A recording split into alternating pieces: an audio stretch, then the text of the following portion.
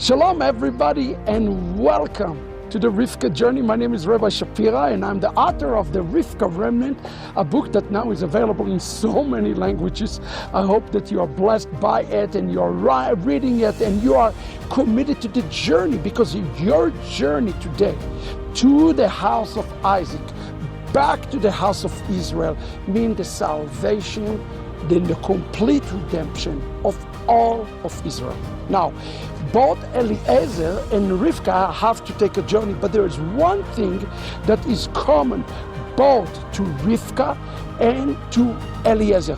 In page number 106, I explained it, that the process of birthing starts in Parashat Toldot. Now, pay attention to this word Toldot. This word Toldot is spelled without one of the vowels, and this is important. It's trying to explain to us that unlike in the garden, the very first time that we see the word Toldot mentioned with two vowels, in the time of the birth of Yaakov and Esau through Rivkah, the world is already in a state of what called Tol Vavo.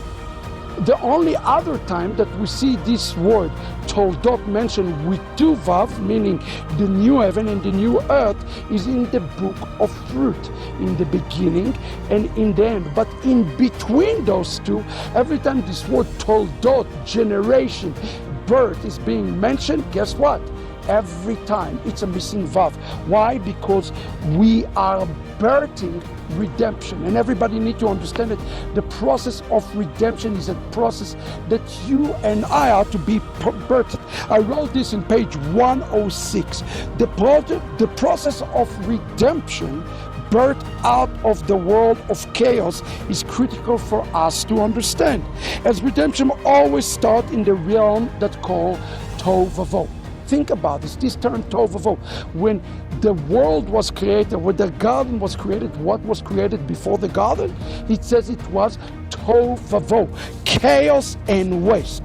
God has placed Jacob in the world to prepare for a new heaven and for a new earth, when the coming of the Mashiach, by working in the world of chaos. It's important because Apostle Paul, Rav Shaul, says the following. He says in the letter to Messianic Jews, he says, we are not here for a city that exists now, we are here for a city to come. What does that mean to us? It means that each and every one of us is working in a world that's called the world of chaos. Our job today is to take the world of chaos and extract from the world of chaos the essence. And the essence of the world of chaos is something that is holy. And this is important to understand. Jacob is working in a world that is called the world of Avodah, the world of Torah. Judaism is focused on Torah today and doing the mitzvot. Why? What is the purpose behind the mitzvah? There is one purpose behind the mitzvah: to extract the chaos out of Esau, to bring a tikkun into Esau. This is the entire purpose, and you see it. Eliezer going to Rivkah's house, his job ultimately is to bring such a level of tikkun into Rivkah, so that Rivkah can be an appropriate bride all the way to Isaac. You see, that is the first wedding that is going to be taking place between the Jew and between the Gentiles, with one new humanity. Itzhak has his role, Rivkah has his role. They both have to go through a level of tikkun. So today, the job for us as Messianic Jews is not to destroy the church, it's not to come and rip the church or to just rebuke the church aimlessly, but rather to help Christianity to come and birth something new out of it. Call it a transformed Christianity that can be acceptable to the house of Israel, can be acceptable to the Jewish people. It is Rabbi Kook who explained that that will be one of the signs of the final redemption, when the nations would want to return to what he called Knesset Israel, the ecclesia of the house of Israel. But he says that it will cause an element that's called a chutzpah. A chutzpah means indigestion is something that will stop them from being able to be digested into the house of Israel. So what is the job today that we have is to prepare Rivkah, to prepare Itzhak, to prepare the Gentiles, to prepare the nation to be able to be fully engrafted to the house of Israel. And this engrafting happened when Israel himself say Baruch haba b'shem Adonai.